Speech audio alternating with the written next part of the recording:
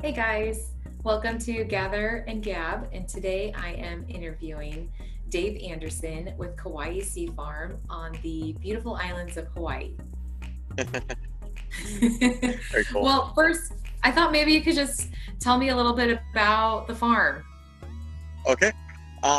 It is a family-owned business. It's a new company.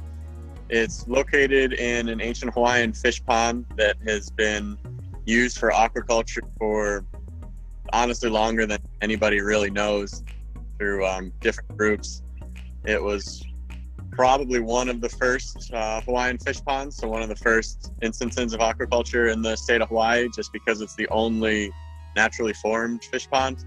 It was formed from a volcano that settled towards the ocean, kept settling down as the land was going down, and eventually it settled low enough that it filled up with seawater in the caldera. So that's what forms the pond. And yeah, it's been used for growing fish for a very long time, and now we're starting to grow clams and oysters in addition to some fish. What kind of fish are you guys growing there? You have the oysters and the plants. I didn't know you guys were growing plants too. That's kind of cool. Clams, yeah, we have the same ones from the shrimp farm where I was Oh, working before. We had the hatchery there, and they shut down the program, so I sold all of the seed and all the product here. And so we're actually building our hatchery right now, for the pond down here. oh, Uh, nice. and we have the fish are naturally occurring. We don't stock it; they swim in from the ocean. So we have the primary one that we look at for product is mullet.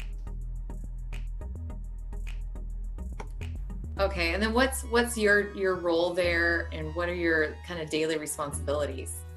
I'm the production manager, and since it's a pretty new company, I'm responsible for basically everything that comes down here. But more specifically, we just built our nursery dock for the small oysters and eventually clams. So it allows us to bring in really small seed that's just a little bit larger than grains of sand.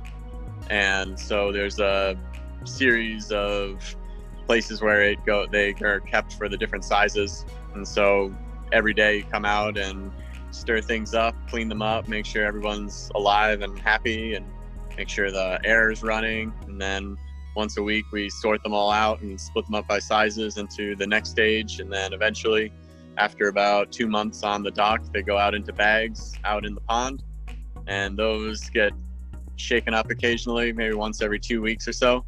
And then every 3 months we bring the bags in, sort them out with our sorter, and rebag them at different densities.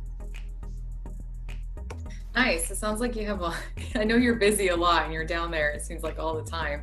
But I was also wondering, like, what sort of obstacles, you said it was raining a lot there the last week. And then I'm sure this being kind of at a lower elevation fish pond, you get a lot of just drainage from the local mountains. Does that cause any obstacles you guys have to work through? Or are there any other obstacles that come up in managing the pond and the water?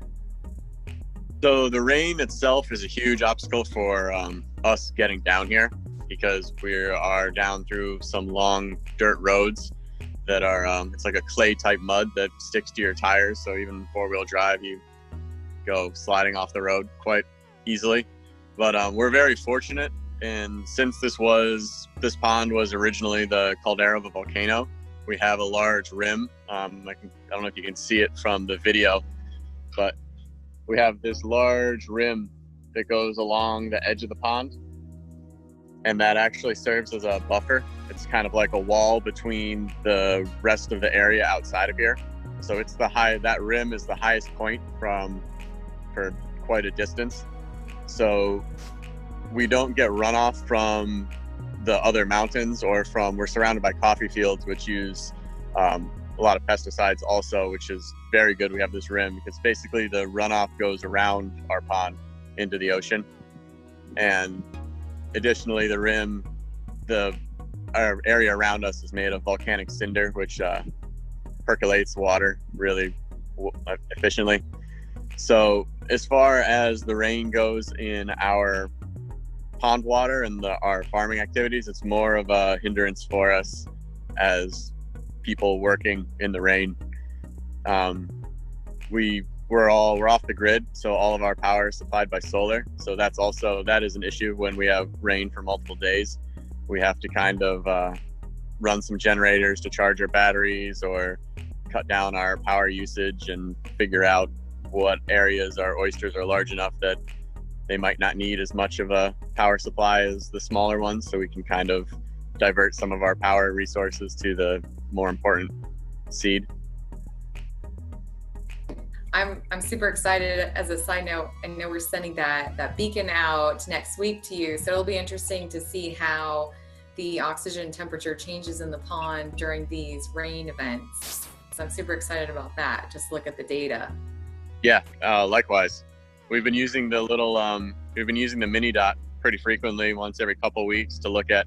We have a lot of stratification throughout the pond, so we're trying to identify the best growing areas, both like areas of the pond and then also depth, because we have about 30 feet deep, so there's a pretty large water column. So we're trying to find the best area of that balance of the oxygen goes lower and lower as you go down. So we're trying to find that good balance of good oxygen and also more food for the clams and oysters. Basically, cool. The deeper you go, the lower the oxygen is, but the higher the food supply is. So we're looking to try to find that good balance.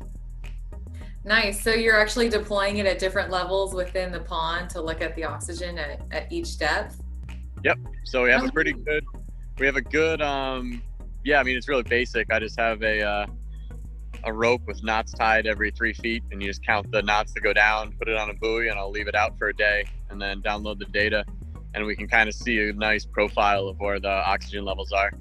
Oh, cool. Nice. We'll have to check that out sometime. Yeah, for sure. Interesting. Well, I know it's been about, like 10 minutes already, but I had just one more question for you, because I know you're busy on the farm. Yeah. Do you have any advice for any new guys or anyone starting a farm? For anyone starting a farm, on the financial side, expect it to be about 50% more at least than you're anticipating it's going to cost to get things going. Do not expect things to work out the first time around, and be very, very happy if they do with really any new venture. And as far as new farmers, if you're trying to get into the industry and you're coming from an experience of educational background with aquaculture, or I would really encourage getting experience, even if it's low pay, in the field. Get your hands dirty and don't be afraid to travel to new places for jobs. Awesome. Thank you so much, Dave. Yeah, no problem. Thanks, Kristen.